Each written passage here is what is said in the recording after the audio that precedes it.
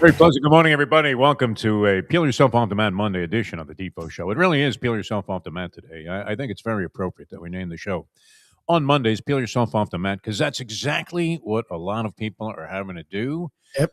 A hangover from yesterday's NFL football action. The Super Bowl opponents have been decided, and I don't know that I've ever seen two more glaring, dumber mistakes than I saw one in each ball game yesterday that took place. Seattle managed to overcome it, but barely so. And the Denver Broncos, I believe you could pin this loss straight on Sean Payton and one really asinine decision that he made. He's got Jarrett Stidham as his backup quarterback. He's got a 7-0 lead. Miraculously, Stidham, after a very unimpressive opening series, manages to throw a ball deep, has a guy wide open, hits him, puts him in position to score a touchdown. They do. And then you end up later in the ball game, later in that same half, where Stidham makes a run on a 3rd and 6, and if he doesn't get 5 yards, if he gets 3, then I don't think there's any debate about what Peyton would have done. He would have kicked a field goal there, short shot field goal. The conditions hadn't deteriorated to the extent and the extreme that they would later in the ball game, which made field goals a very prohibitive proposition. And we saw any number. It might have been a record for missed field goals in a postseason game in this one, including one that could have tied a ball game that ended up getting tipped and going wide right. But and it's funny too, because when that 10-7 score was up in the third quarter, I made a bet with a guy that I was with. I said that's going to be the final. He was sweating it out. He had New England on the money line. He needed New England. Really? Yeah.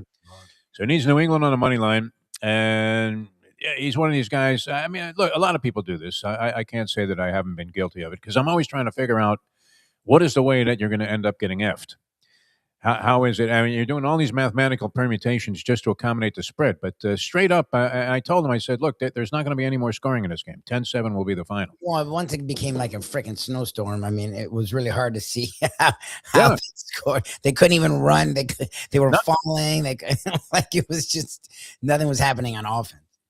So that was an easy 20 that I picked up there because he immediately said, I'll bet you $20 right now that's not the final. Oh, Jesus. I said, I'll take that. And here's my bill, by the way. You can pay for that too. But exactly. But we've seen this throughout the season. We've talked about it a lot, Lubie, where you have coaches no longer, and I don't know, everybody always blames analytic guys on this. I think it's just more the instincts of a coach that have changed. I don't know if the instincts could change, but the strategies certainly have, where abdicating the possibility of going for a field goal, putting 3 points on the board, has become much more common. And now, for years, we railed away at these conservative coaches, and the ultimate example was always Tony Sparano. For fans of the local team, a lot of people here in Miami, a lot of people wouldn't realize that Sparano was notorious for this, but he would do it in circumstances where you had 4th and a half an inch. Yeah, you were away like from the goal line. You could just lean over and you had and he would do it several times throughout the course of the same game. And you would think to yourself, okay, I mean, even if he only came out on top in 50% of those circumstances, he still would have more points on the board ultimately with the extra point. Yes. And he would if he made all the field goals. Like that whole play is crazy. First of all, I think they got a horrible spot. And if you're so enamored with going for it, then you should have challenged the spot. Like Stidham gets to the first down. So it's either a first down or it should have been inches. But here's my problem. Once it got to a full yard, and it was a full yard, and because they were also running the ball well too. So to me, if it's 4th and a full yard and you're running it, fine. I was actually okay with it because you know what? The way they were running the ball, they probably were going to get it running the ball at that time. It wasn't snowy yet. Like their offense was moving the ball pretty solid at that point. So I'm like, okay, if you're going to run, but here's the deal. If it's 4th and yard and you're going to throw it, then I would have kicked the field goal because you have your backup quarterback in and you're now giving their defense, which is a good defense, playing very well at this point in the playoffs. The Patriots defense is getting a lot of pressure. Like all you're doing at 4th and 1 is really making it like 4th and 5 because now you're putting them in the shotgun and now you're letting them get a pass rush. Now they're running. So it's really not a short yardage situation anymore. No. You're just having a regular down. So to me, it was either you challenge a spot because it was a horrendous spot. Like they should have been either a first down or right on the first down. And then you just do a QB sneak because Stidham's actually a pretty big dude. So then you do QB sneak. Once you don't challenge a spot and once you're talking about passing, then kick the field goal because you're doing too much there. You're thinking too much. And at that point, you were dominating. I mean, their defense, the Patriots, even later, like the Patriots' only touchdown was because of the stupid ass Stidham play. Like Yes. their defense, they could do nothing, and they weren't even trying to in the second half. Once the snow came down, Vrabel was like, "Screw it, like we're just gonna punt every time." Like when you're in your backup and you're actually leading the game, you have a chance to go up 2 scores. It's just there's so much there to like. These coaches are just getting in their own way so much. The play Stidham did, and the funny thing is, he should have done more. He's a backup who hasn't played in 2 years. Like the fact he only did one dumbass play is actually miraculous. Like if you're Peyton, take the ball out of his hands. Like don't put it in his hands more. Well, it was crazy too, because and I hate this terminology now. It's very common in all forms of sports broadcasting to refer to the circumstance as a two-score situation. To what kind of scores? But at the very least, you're going to need a touchdown and a field goal to get back even in the game. Now, the conditions hadn't deteriorated to the almost incomparable, not incomparable, but they just, you couldn't have anticipated it was going to get as bad as it did necessarily. Where are the analytics guys with the weather report? But when it got to that point, how much larger did the 3 points loom? We've just seen it so many times where we're early in a game, a team decides to go ahead and forsake going for a field goal and doesn't convert on the fourth down. And many times you see the other team take advantage of that, come down and score themselves. Now, the Patriots were going nowhere in this ball game. That they had no offense that they were able to generate whatsoever. Drake May had a couple of subpar games compared to the rest of his regular season, where he was spectacular all regular season. This guy was great. I don't think anybody could denounce his play or take away from the idea that he could just as easily as Matthew Stafford be the league MVP. And I don't know if the voting's already in. Assuming, I don't know, do they wait until after the Super Bowl to name the MVP? Lubie, I'm not sure exactly what the timing I don't know. is on that. But you would have to say for everything up until, I want to say, like the last game, well, not even, all through the regular season, Drake May was It's right really there good. toe to toe with Stafford, and I thought he was way far better than I could have ever anticipated him Oh being in yeah, his second year. it's year Guy two. was great. There's no denouncing it. But that being said, and you're right, the Denver defense was going to carry him. You have a backup quarterback in there, a very precarious situation. You don't know what's going to happen down the road. You don't know if this guy's going to find a rhythm or start making stupid mistakes. And you have a chance to go up by as I said, Lubie, I'm very reluctant to use 10, the term say two 10, call scores, it whatever the hell you want, but that's what it's more than a touchdown. more than a touchdown. Exactly. Like, In a game where it appeared at the time even that the likelihood of the Patriots getting two touchdowns was very slim. even then, yeah, like that's the thing is, look, I was agree. Our friend Brian, the Pats fan, and congrats to Pats, their 80th And team in the look, Super they Bowl. deserved to win. They No, did they win the did what game. Vrabel coached the game the way Peyton should have coached the game. Vrabel was like, okay, my quarterback may have been good all year, but no one's quarterback's going to be good in this. I'm not going to do anything to put him in a position to lose the game. Good I job, want to be up Vrabel. 10 zip there. I really do. Yeah, what? Yes, of course. Look, again, to me, I would have just challenged the spot because I think he got the first down. I think that was a horrendous spot. And if you want the 14 so bad, challenge the spot. Once you're not challenging the spot, get to 3 because you're up 10. And then they were moving the ball. That's the other thing. As good as the Patriots defense had been in these playoffs, understood them until the second half. They moved the ball almost every drive. They just couldn't get points. So it's like, if you believe in them so much, try the next drive, but get your 10. Get the 10.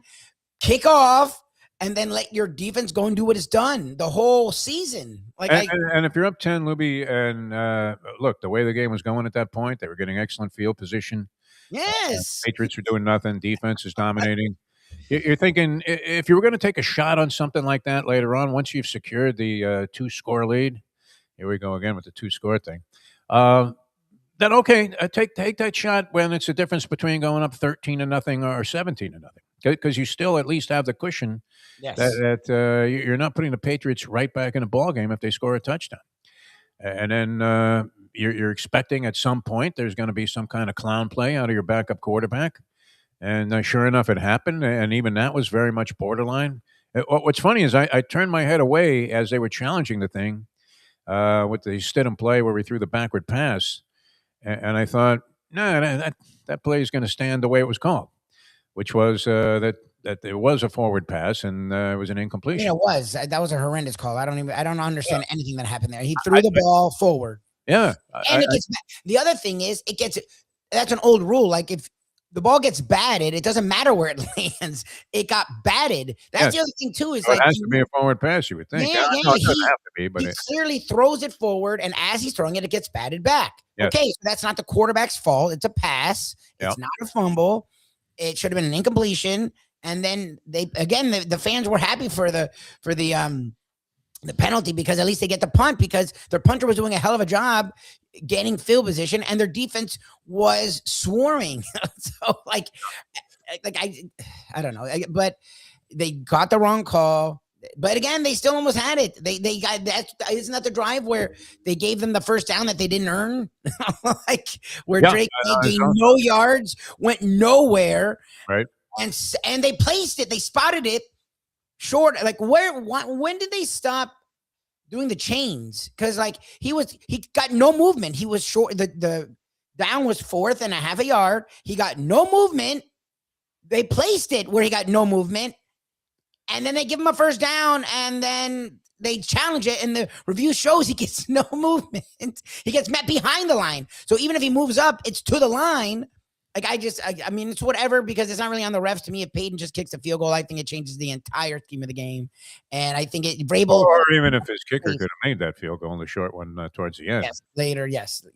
That was ugly. Although the Patriots kicker, the former UM guy, Barogas or whatever his name is, I know it's a 60-something yarder in the goddamn wind snowstorm. So. and he missed another one from reasonable range. But you couldn't blame kickers under those circumstances. That's why those 3 points. I mean, look, you didn't know that was going to happen, that the field was going to deteriorate to that level. But I couldn't believe that he went for the first down there and didn't go for the field goal. And just you have a backup quarterback, you're sailing along, you're up 10-0. That gives you a lot of maneuverability maybe later on.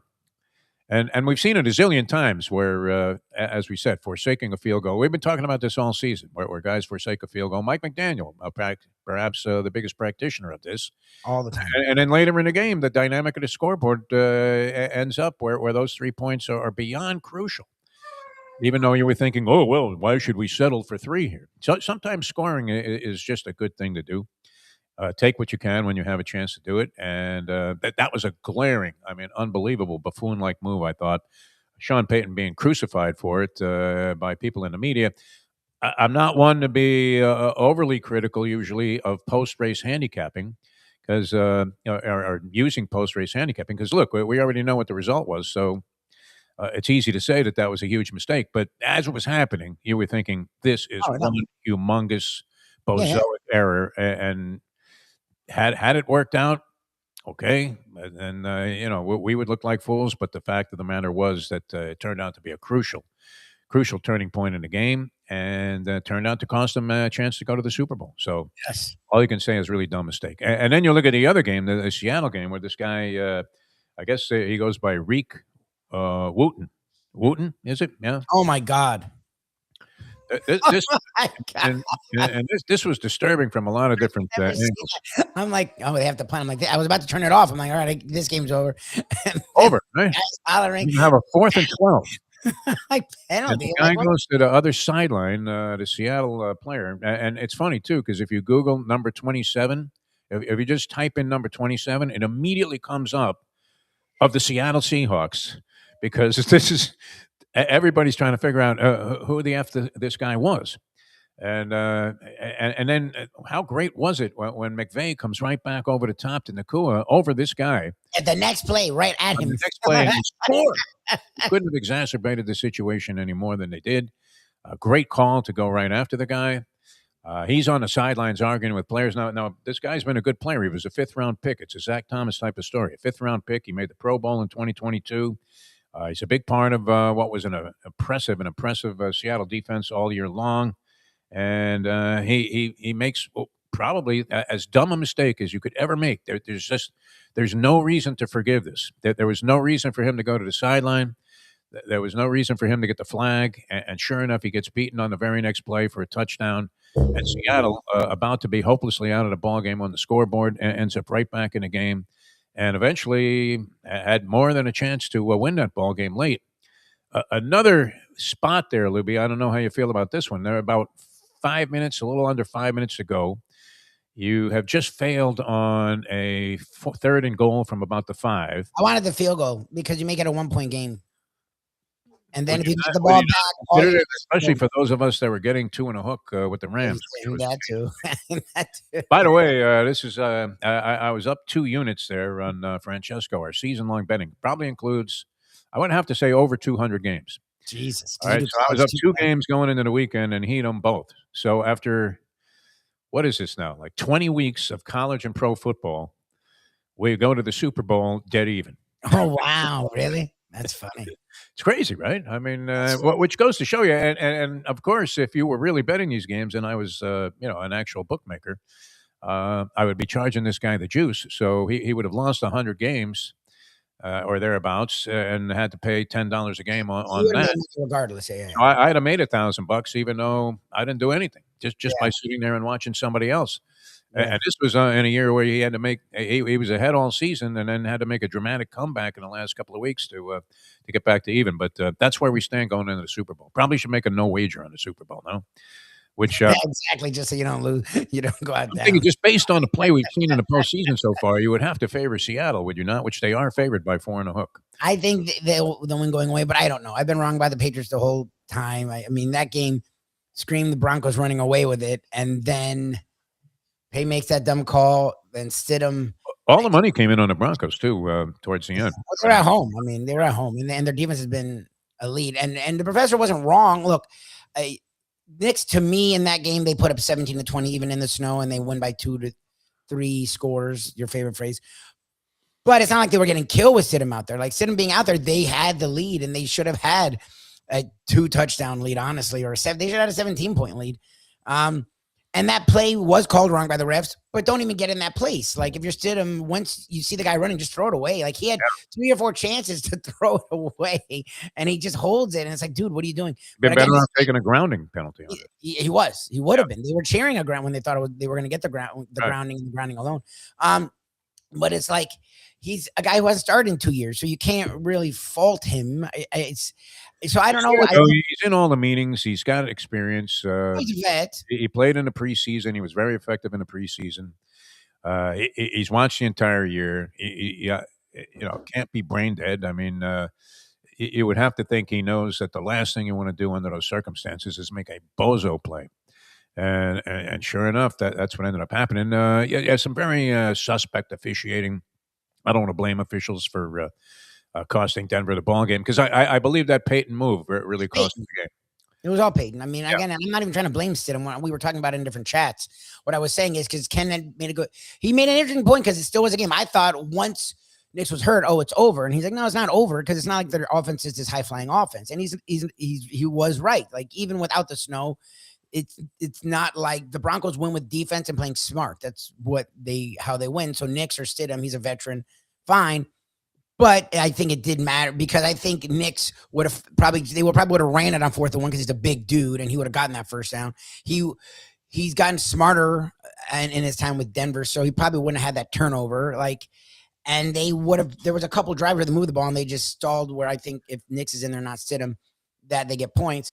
But they still should have won even with Stidham. To me, I mean, Peyton, not to me, it's anyone. Peyton cost him the game. Peyton did analytics, did whatever the hell he did, overthought it. It happened a few times in the game, and he explained it at the press conference after the game, and just said all of a sudden he was salivating over the idea of being up 14-0, and he thought it was going well enough that I don't know how much consideration he made to the idea, which has happened how many times that we've been watching football all year long under these circumstances where the team fails to convert and changes everything. And he makes a good point about the McVay game, which I wanted to get back into because everybody's always trying to figure out if Tom Brady is any good as a color analyst. And I want to say that he was sort of vapid to me in his first year. I don't think he said anything of any great significance. And what we were looking for was a little bit more of sort of, I don't know about how you would characterize this, not necessarily a folksy Madden-like charm, but you thought that he would make the game more relatable.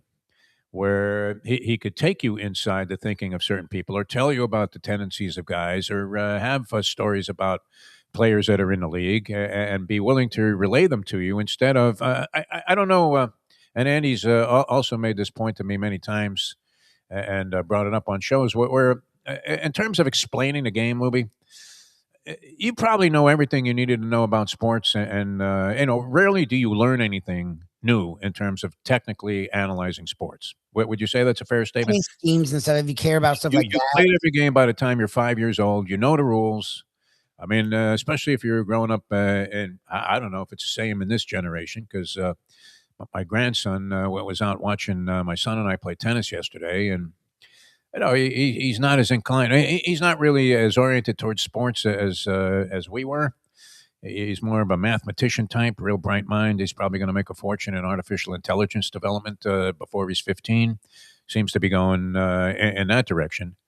But do you really need to explain to anybody that's watching these games and betting money on it all of the technical aspects of the game, Luby? It almost seems like a useless waste of verbiage when you could be saying things like, I thought Brady would go off on this. I mean, and let us know that his teammates are coming over on the sideline. One guy is arguing with him. You could see that he wasn't happy. The coach is trying to tell him, "Hey, listen, how stupid was that?"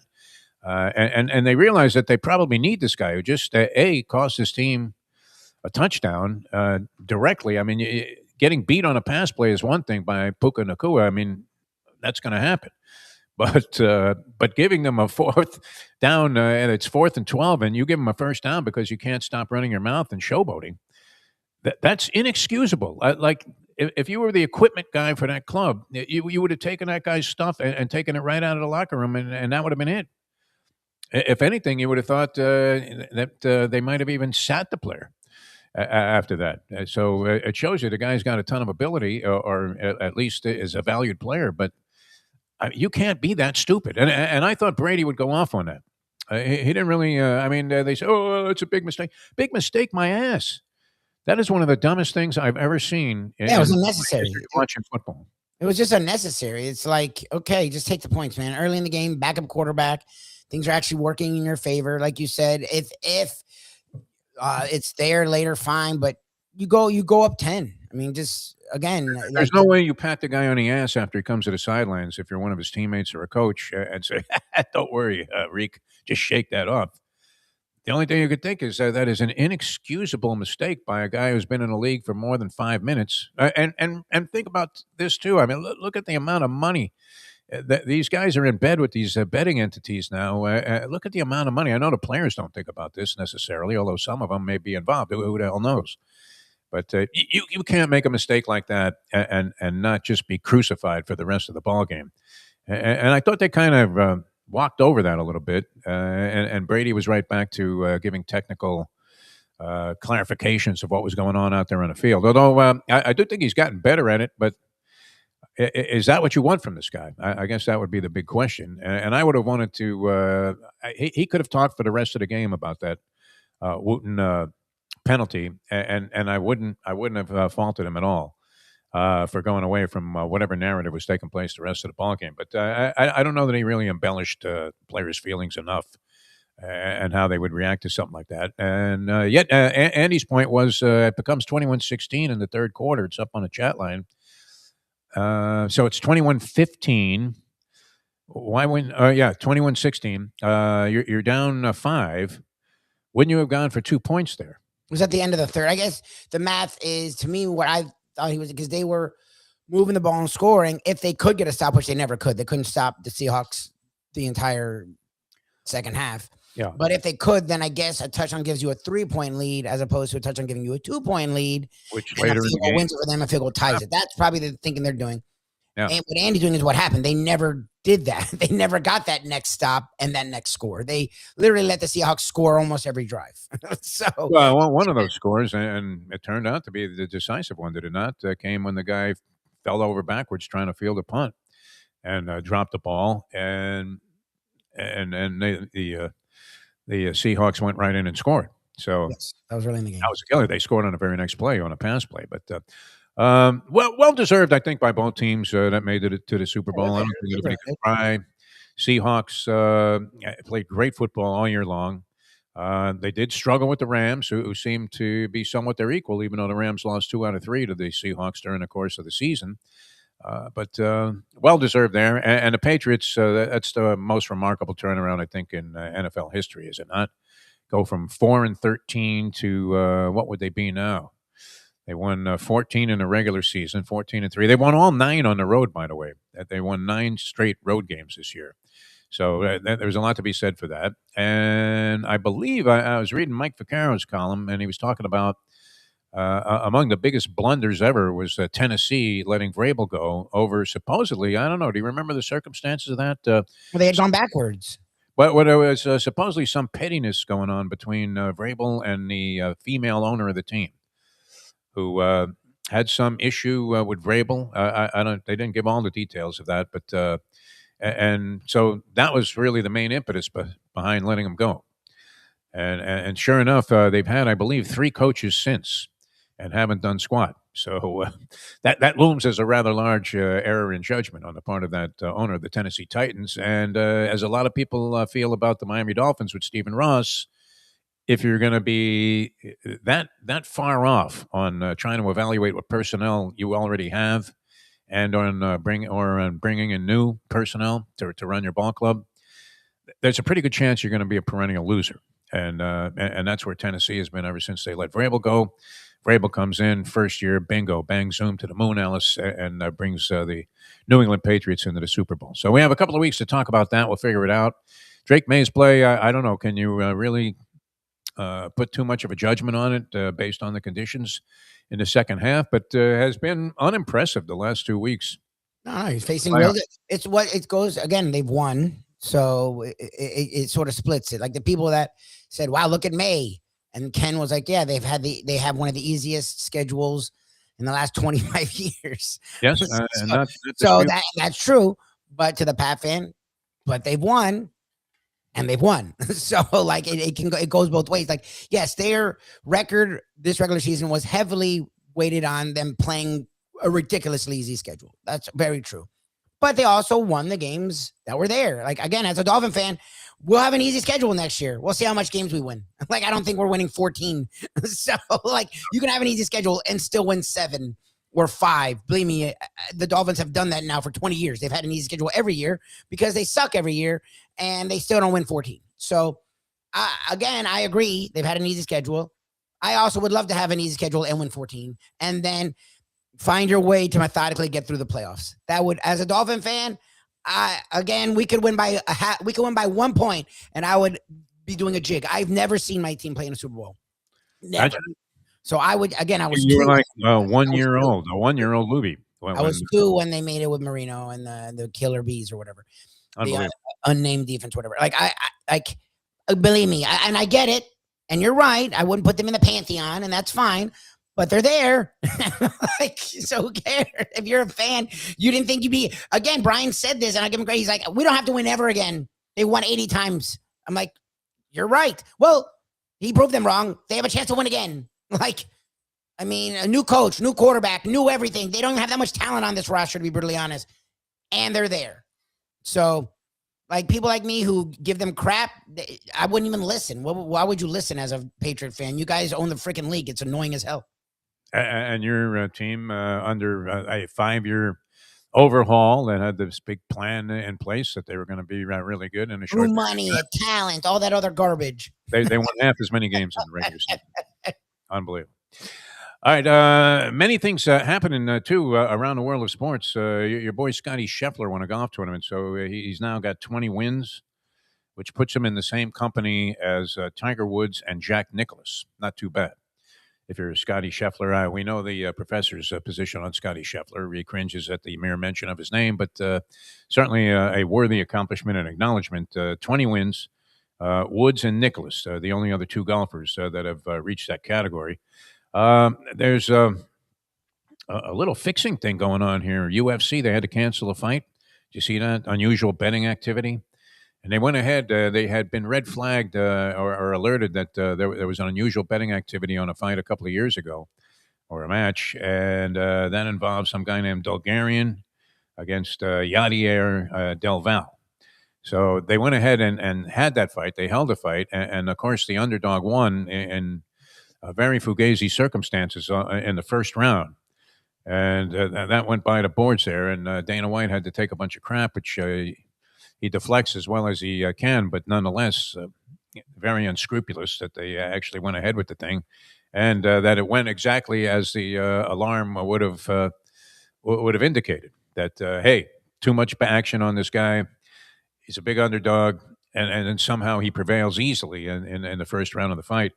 So they had to cancel one during their recurrent show, which I mean the influence overall of gambling.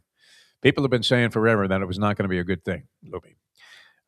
Has it enhanced interest in sports? Are sporting entities making tons of money? Just what with the payoffs, the salaries, the amount of financial gain of these team owners and everybody else that's involved? Would it be anywhere close to what it is if gambling hadn't been favorably infused into the fabric of what was going on? Remember when they used they wouldn't even let Jimmy the Greek mention the word guy. Remember, they kept Hank Goldberg outside of the Sports Center or whatever it was, outside the NFL show, as he was giving five picks on that week's football action, trying to distance themselves as much as they could under league mandate, right?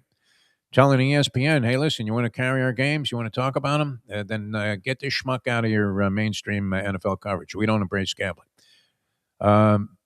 Eventually, what? Well, what's going to happen, Lubie? I mean, this has to hit some kind of a point of no return if it hasn't already, where, I mean, everything will be under suspicion. It's just absolutely insane, including, and who would be the people, since the players are making gobs more money than ever, even on a college level, who are the people that you could get to, Lubie? Officials, man. Yes, they have always been the people we've Holy learned. Tim Donaghy. What are we talking Yep. about? All right. I've been watching a lot of Australian Open tennis. Interesting stuff going on. This matchup is today, I think. This young Eva Jovic. Eva Jovic, lovely young girl out of California, 18 years old. She has to take on the beast of burden there, Sabalenka, today. I think that would put her into the quarterfinals, or that is a quarterfinal match. Americans making a pretty good showing overall, especially the American women. They're still alive. Coco Gauff has a tough matchup coming up today. And yeah, a lot of interesting stuff going on there. Play has been sensational. The Joker's still alive. He gets a pass into the quarterfinals as his opponent, who I thought would have given him a hard time. This would have been the most serious challenge that Djokovic had faced, as he would have gone against this guy, Jakob Mensik, who, if you're not familiar with him, Lubie, not being that deeply rooted in tennis, but he did win the Miami Open last year. Jakob Mensik, big server, has a big game, and the action there has been spectacular. It's been badly overshadowed on shows and things of this type by the NFL, stealing virtually everything. Even if yesterday's, I don't know, how would you label it? Two games entertaining? The Patriots game got a little. Got a little. I mean, it's boring in the sense that there wasn't a lot of Yeah, points, but it's entertaining in the sense that it was close. yeah, Like, that I part mean, was true. you never knew what was going to happen, and like and especially when it's I thought it snowing. was going to end up in overtime somehow. I really did. I thought the Broncos would do enough to get it. I don't know about overtime, but at least have a chance to win. I didn't think. I That mean, guy after kept that play, shanking the offense punts. shut down. It was great. Yeah, they were getting the ball on like the 30-yard line, unable to score. Pretty incredible. Their own, the other team's 30 on the New England 30. All right, yeah, and then I got a story about Skippy Longstocking, which shows you that you need to be able to read and decipher. Yeah, the signs, but exactly. I hope. Well, here's the thing, Libby.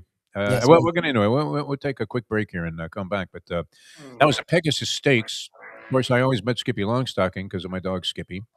And a horse, you would have to say, a spectacular career compared to any kind of anticipation. Might be among the largest money earners ever, and has been on a streak lately, winning a bunch of big stakes. This is a 7-year-old horse, which is unusual to even see a horse that old competing, much less competing at this level. And mows down White Abario, another 7-year-old, in the Pegasus Stakes, pays 21 to 1, triggered a huge exacta, and it gets into this whole thing about being able to read the signs from the gods of gambling, which are not. See, here's the thing about reading sort of occult signs, Luby. I don't know if you've ever dabbled in this. It's you have to be able to interpret weird nuances and developments, and know which way that should have you leaning. And that in and of itself, I believe, is an art form, Louis. Maybe more important and more critical than any kind of mathematical analysis that you could do on trying to figure out the outcome of an event, a sporting event. In this case, it really delved into matters of the occult. Skippy suffering a seizure just prior to the race. Not this horse, but my dog. All right, we'll be back and try to figure out what all that means in a moment. Now that. Hey, what the hell is this guy talking about, man? It's 8:39. Hey, folks, Tony Segreto here. Let me ask you a question. What do you look for when you go out to eat? Good food, obviously, friendly atmosphere, not too loud, but good energy, reasonable prices, and a place where you feel comfortable. All those ingredients, no pun meant there, are hard to find unless you're talking about the Texas Roadhouse. You see, they encompass all of those attributes. Really, really good food, amazing atmosphere, good for a family, good for a date, or just a night out for yourself, and prices that will make you extremely happy. Their ribs unmatched, steaks hand cut every day. Everything, and I mean everything, is made on site, including their incredible bread.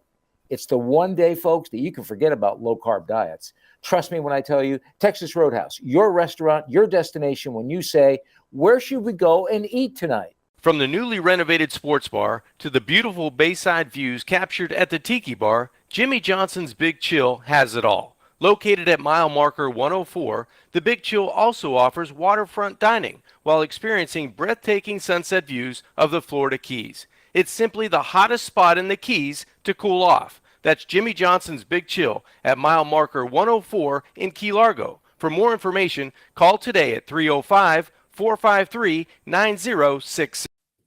Joe Bees. The bees collect the pollen, bring it to Joe, he packages it, and he gets it to you. It's simple, 100% natural, and it's good for you. There's only one place to get Joe Bees, and that's from me. Joe B. If you want to look and feel good, call 877-300-5632. You can't fake caring. Women can sense this immediately. You don't really care. You didn't really want to do any of this. We now return to the Defo Show. We've speculated about this a lot, and it's kind of interesting. And you can listen to all the gambling shows in the world, and I don't know that they have the kind of experience in trying to read the tea leaves that we do. Yeah.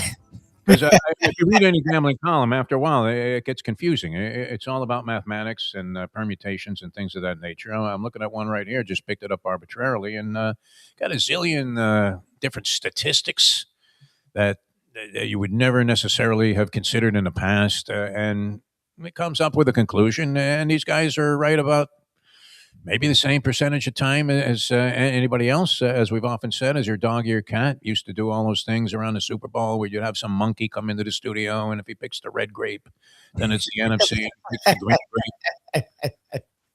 It's like, okay, it's not always scientific, but in this sense, it goes beyond science. It goes into the twilight zone. I believe. So, and we had this experience before when we got a horse home called Flemish Cap, and we were trying to figure out what was the symbolism there. What were the signs from the gods of gambling? And it related back to the fact that at that time, this is years ago, at that time, both of my dogs, Skippy and Holly, had somehow managed to take a dump in the house on different floors, too. So somehow Kyle made the deduction, Jersey Kyle, and he said, listen, this is a sign that something that you reference all the time is going to be a factor later on today at the racetrack. And sure enough, there's a horse called Flemish Cap who was running in one of the races at Gulfstream Park. And what did I talk about for the better part of 10, 15 years? And it still would be a viable reference, except people don't necessarily remember Clooney as a fisherman. And Perfect Storm, the movie, of course. And they were heading for the Flemish Cap, which was not a good. It was right up there. That decision to go to the Flemish Cap under those circumstances, very similar to Sean Payton. Yes, horrible decision. Horrible decision. Yeah. Yes, even in real time, you're watching the movie. You're like, what is he doing? They're like, Cap, we want to go home. Only 100-foot seas. Okay, and you're in this little tin boat there that sailed out of what was the name of the town there? Oh God. I should know because my buddy's from there, Boston Jimmer. We're Gloucesterman. It was Gloucester, Mass. Anyway, and so sure enough, I guess people were listening to the show that day. We must have been more popular than we thought, Lou, because we came up with this horse, Flemish Cap, by deduction of the idea that I was getting a sign from the gods of gambling about something that I would talk about a lot. And the horse, who was like 6-1 in the program, ended up going off at 2-1 and winning by a mile. And everybody is hoisting me at the bar. Yeah, we did it. We did it. We did it. I don't even remember exactly what the connection, because it sounds kind of vague as I'm describing it, what the connection was to the Flemish Cap from two dogs taking a crap in the house. Jersey So, did anyway, Skippy Longstock and I've been betting forever because, and it's been very fortunate because of Skippy, my beloved Skippy, who is up there in years. He's like 17 years old, and he had a seizure, which was not the first time. You're literally looking at this animal and thinking, is it time, as much as it would break your heart to just let him go into the great beyond and not have to struggle through some of these things. But he's like the Tex Cobb of dogs, man. You can do whatever you want to this dog. Dog's a fighter. And this is all from a health standpoint more so. I mean, it's not like he's suffering any here from our treatment of him. Well, we love him, but he somehow, I mean, it looked like he was gone, Lubie, on Friday. This happened on Thursday, and Friday and into Friday night, all night Friday night. I thought, this is it. I kept going up to check on him, and he was barely moving. He hadn't eaten or drank anything all day long. And we're heading to this race on Saturday with Skippy Longstocking, and you're thinking, that's the sign from the gods of gambling. Not that I would take the possible passing of Skippy Dog lightly and think that the only this would have been a deep emotional crushing moment for me as well, and it will be when it occurs. Yeah, I love the dog. He's a great dog. He's our misfit dog. No, but he's been great to you guys. It doesn't, whatever. So long story short, with Longstocking, Saturday he sort of makes a little bit of a recovery, and you're thinking. Oh, he did. Yeah. Because you were even saying Friday he had the seizure, but so we all were like, oh no, and you're like, no, but he's fine. We're like, okay. He wasn't fine, by any means. He was completely out of it. He was doing okay, and it was at the stage where you were just checking on him to see he was breathing. So sure enough, he looks a little bit out of it, but he's much more himself on Saturday morning.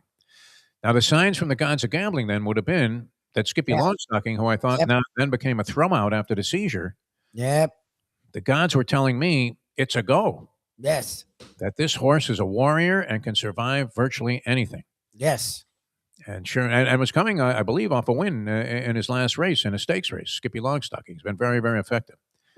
So the 21-1 became very attractive, and it worked out. And it was one of the rare times. Did you do something with it at least? You had to. I mean, how could I not? You did. Okay, thank God. Okay, good. I was getting crushed at the time, though, and it was one of those circumstances where not only was I getting crushed, but I'm sitting with a guy who's on fire in Jersey, Kyle Martinez. Okay. And he's got.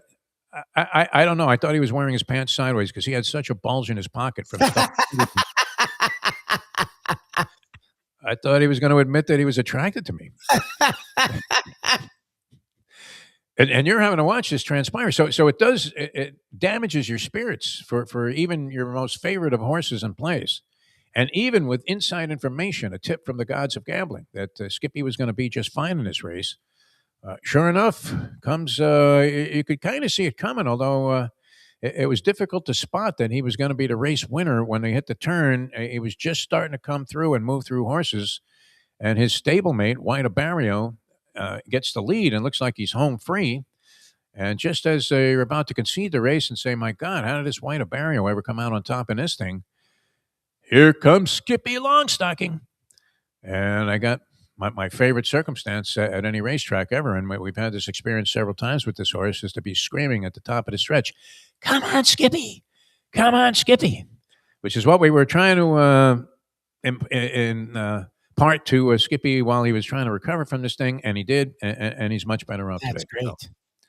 So if you value the concept of living another day under at least somewhat normal circumstances is better than the option, opting out, then this story had a very, very happy ending all the way around. But reading those signs from the gods of gambling is not easy. They can be very confusing. It's almost like trying to interpret a dream, is it not?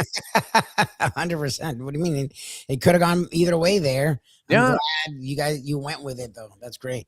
You could have thought, well, the dog is okay, but the horse has no chance, which is the way most people were looking at that. A friend of mine was in a $10,000 buy-in tournament. He bought 2 entries into it. Oh, you know the guy, Frankie G. So, and you ask yourself, where am I at when people have like $20,000 to gamble on going into a thoroughbred racing handicapping tournament? Exactly. Of course, if you win, it's very much like the World Series of Poker, where you're winning such a stack of cash. I think there were 70 people that did this, or 70 entries. So they had $700,000 altogether. Now, not all of that is in the prize pool. Yeah. I'm not sure. I don't know. Is it worth it, Lubie? Would you put up 10,000 to win like 200? I guess you would. I mean, people, if you have it, yeah. I mean, to me, if you don't. Yeah, I would tend to stay away from it. Do it if it's going to screw you. Yeah. I mean, you got to have that. All right. So 2 weeks away. I don't know. What will the big storylines be during Super Bowl, the lead up to the Super Bowl? The first week was always a disaster in terms of being on air, having this hovering out there as the big event of the year so far, and probably the biggest event of the year. Is it fair to say the Super Bowl? You have Winter Olympics coming up this year. Still have to decide championships in the NBA and the NHL. You're going to have Major League Baseball with the Dodgers having an $800 million payroll, trying to prevail once again over the rest of the teams in the sport. A lot of different stuff going on individually. What do you think, Lubie? The Super Bowl is still the number one story every year. Is that your belief? Next week, I mean, this week is just tough. Like, it's hard to talk about it for 2 weeks. Like, to me, I mean, you talk about the conference championship games. You talk about how it's set. I mean, I guess you sort of dabble in it tomorrow just because it's there, but like, it's really hard to get into Super Bowl talk for 2 full weeks. It just gets mind numbing. Like, next week, I could see by the Thursday and the Friday fine, especially, with gambling and wagering, and you want to see where the lines settle in at. But like, for now, I think this line might stay like pretty much like it is. No, like most lines do. 4.5 favor in Seattle. Does that not seem? That's about right. I mean, I think Seattle's the better team, and the Patriots seem to hang around. So that's about right. Exactly. So, yeah, I don't know that that's going to fluctuate too much. We'll see. I mean, if it does, how much differential can there be? Like a half a point by the time they actually kick the ball off. Game is in what would be San Francisco's home park. Where is that actually? San Jose? Where? No, it's not San Jose. What's the town that the Super Bowl is in San Francisco? Levi Stadium or whatever the hell it's called. Yeah. Anyway, so I don't know that that's any great advantage for anybody. The storylines are look, obviously Vrabel an incredible job coaching this team to as many victories as they achieved. Drake May, is he going to be Santa Clara? That's it. Yeah, I know it was Santa something. But and Sam Darnold, I mean, is certainly a refreshing story. The kind of story. How many times was this guy written off? Including after having a spectacular year last year, and until he caved at the end, and all of a sudden there was cast, and not only cast adrift by his own team, but cast aside in terms of the idea that he had actually overcome his initial entree and foray into the NFL, which unfortunately for him happened with the New York Jets. And that's as difficult a thing to overcome as any kiss of death that you run into. How many careers have they ruined with the New York Jets?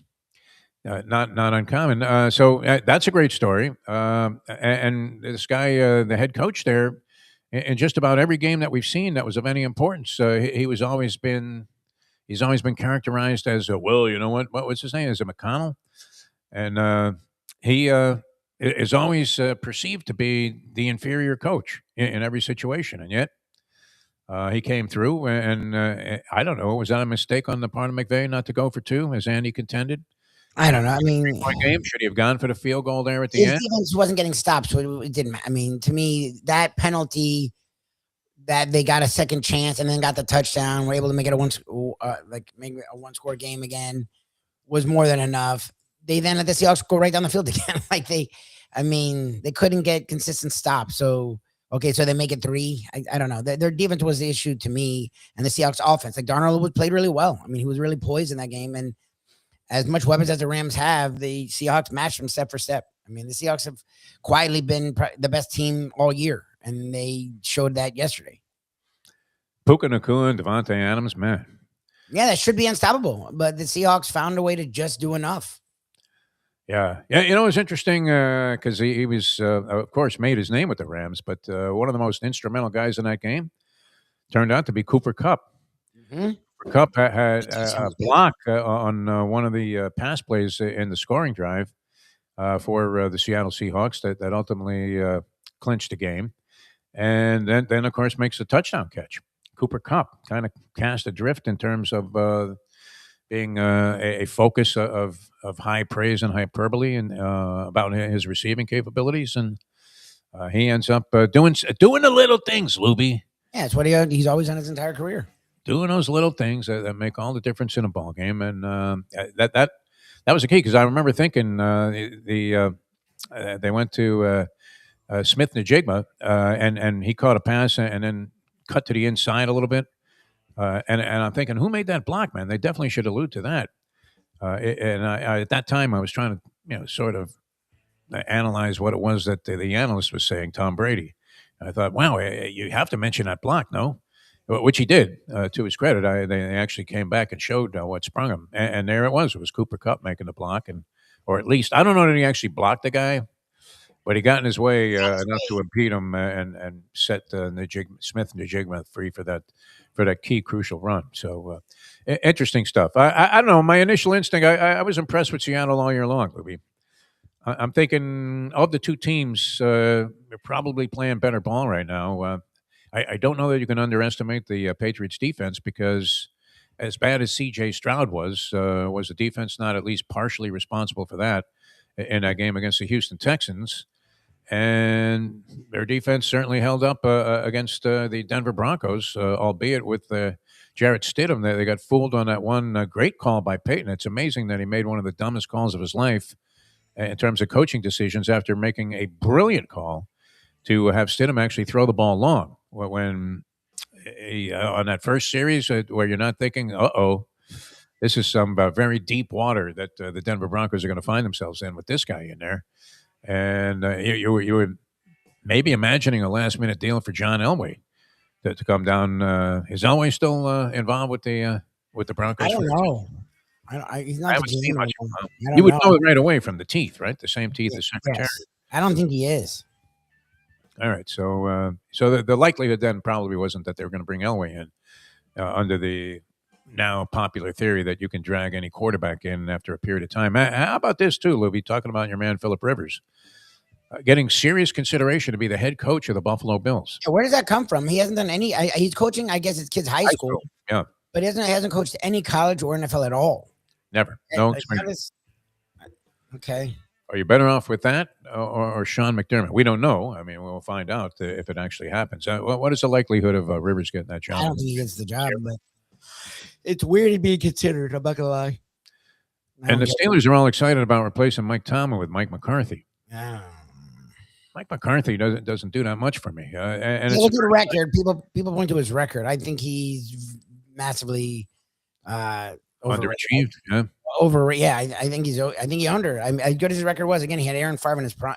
Aaron Favre, exactly. But Aaron Rodgers in his prime and went to and won one Super Bowl. Like, I mean, they should have done a lot more. And the Cowboys have that befuddled look at some point during the game, doesn't he? When things start to go right. Yeah. And with Dallas, can you really judge a guy based on what happens? No, and they had good rosters. Like I know, I mean, it's not totally his fault happened in Dallas. Dallas is Jerry Jones. I don't know how you ever win there, but they had talent there, and they obviously seem to underachieve there. I don't know. I think he's an average coach. He's fine. I don't think he's horrible. Like as we joke about with Rich Kotite, like he's fine, but he's not. The fact that he was still getting his name mentioned and then got a job at a place that always seems to hire the right guy is weird. Like I didn't understand going from Tomlin to McCarthy. I just don't. The guy that does more with less and Tomlin to the guy who does less with more. I just don't. I don't get that. First time. How many years did that span go with Chuck Noll, Bill Cowher, and Tomlin? Tomlin was Tomlin's had like 18, 19 years or something like that. 19 17, years. 18 years. Dahl was there forever. Cowher was there forever. That was just forever, yeah. But they were always defensive oriented guys. It was Three of smart, them from a defensive back. sound. Yes.